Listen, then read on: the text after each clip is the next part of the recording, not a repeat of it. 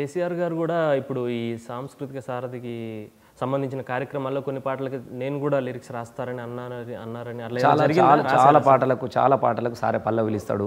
ఏదన్నా ఆ పాట ప్రజలకు మెసేజ్ ఎట్లా ఉండాలి, ఊకే డొంకు తిరుగులాగా ఏదో చెప్పి చివరికి చెప్పడం అని కాదు, నువ్వేం చెప్పదలుచుకున్నావు అనే దాని మీద ప్రజల భాషలో ప్రజలకు అర్థమయ్యే విధంగా చెప్పాలని సార్ కోరుకుంటాడు. మేము చాలా పాటలు కూడా రాసినప్పుడు చాలా పాటలు కూడా సార్ ఇన్వాల్వ్ అవుతాడు.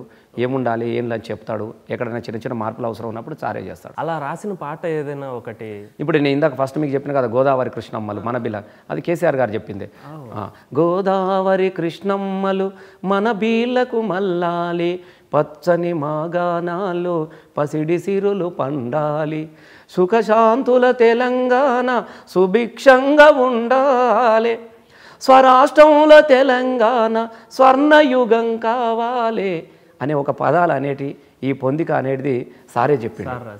అంటే మొత్తము నీ పోరాటంలో అంతిమంగా నువ్వేం చెప్పుకోవాలనుకున్నావు, గోదావరి కృష్ణమ్మలు మనకు రావాలి, మన పొలాలు పచ్చని పంటలతో అలరాడాలి, ఈ తెలంగాణ ప్రాంతం సుభిక్షంగా వెలుగొందాలని కోరుకున్నాడు. మొత్తం సంపూర్ణంగా చెప్పగలిగాడు. ఈసారి చెప్పాడు కేసీఆర్ గారే. హలో అండి, నేను మీ రసమై బాలకిషన్.